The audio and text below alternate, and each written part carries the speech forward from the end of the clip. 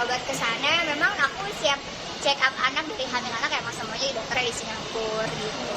Jadi buat aku hal yang biasa ya, kayaknya kalau teman-teman yang lain juga banyak banget yang berobat di Singapura juga, jadi bukan suatu hal yang beda gitu. Jadi buat aku sih ya normal aja, kita mencari yang terbaik dari apa yang bikin kita nyaman. Karena aku ngerasa kalau di sana aku lebih punya privacy, lebih bisa santai, jadinya nggak banyak yang ikut jadi hiruk pikuk yang lebih bikin aku jadi nggak tenang. Artinya kemarin penyakit kulit biasa ya, berarti Alhamdulillah.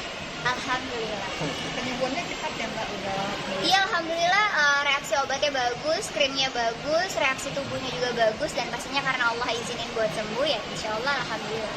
Tapi kakak sempat kaget nggak sih, kok Abi mukanya kayak begini apa dalam-dalam? Ya pasti kaget, makanya kayak aku sharing juga, karena buat aku biar kalau ada orang yang ngalamin hal yang sama itu bisa cepet tindakannya, karena ternyata si Johnson syndrome ini kalau lamban bahkan bisa mengakibatkannya bahaya di dalam tubuh kita. Udah kelihatan di kulit wajah aja kan melepuh, automatically kalau itu terjadi di organ dalam kan lebih berbahaya. Dan banyak banget ternyata pada saat aku posting, keluarganya yang kena, akhirnya kena seluruh tubuh, akhirnya bahkan ada yang meninggal dunia juga. Makanya buat aku sharing ini adalah biar orang tahu pada saat ada yang kayak gini, mereka nggak percaya yang tahayul, ada yang bilang A, B, C, D, E, F gitu ya, miris banget buat aku gitu, tidak menggunakan ilmu dalam mengetahui sesuatu. Makanya dari itu akhirnya penanganannya juga akhirnya beda-beda, perginya ke alternatif, atau mungkin perginya jadi pengobatannya malah sedih, kayak Kak pakai getah ini, getah itu, segala macam,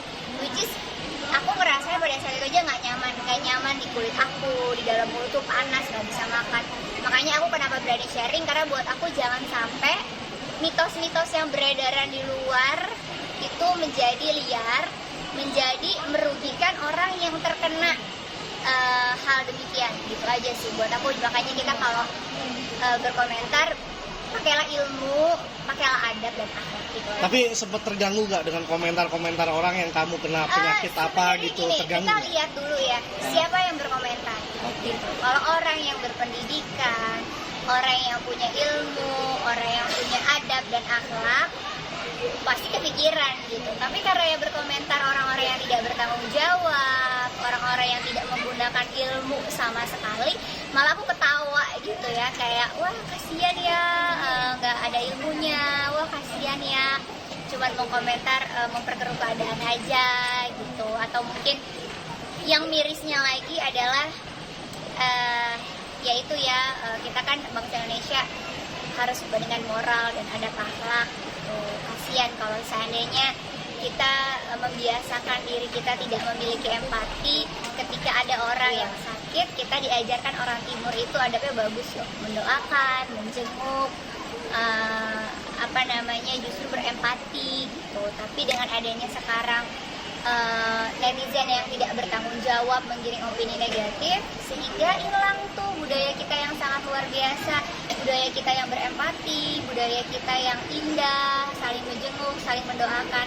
Makanya buat aku, so be smart dalam kita memilih idola, dalam kita memilih panutan. Jangan sampai kita menjadi orang yang hilang nilai-nilai budaya dan adab akhlak kita sebagai warga Indonesia. Oke, sip. Thank you. Makasih. Makasih ya, dadah. Oke, Mbak Karpet soal perspektif dari artinya udah sejauh ini seperti apa? Alhamdulillah bisa dilihat sendiri udah sangat membaik. Alhamdulillah rabbil alamin, Allah kasih kesembuhan cepat, mudah, nyaman dan Seperti apa sih itu awal gejalanya dia sampai akhirnya banget cukup kayaknya?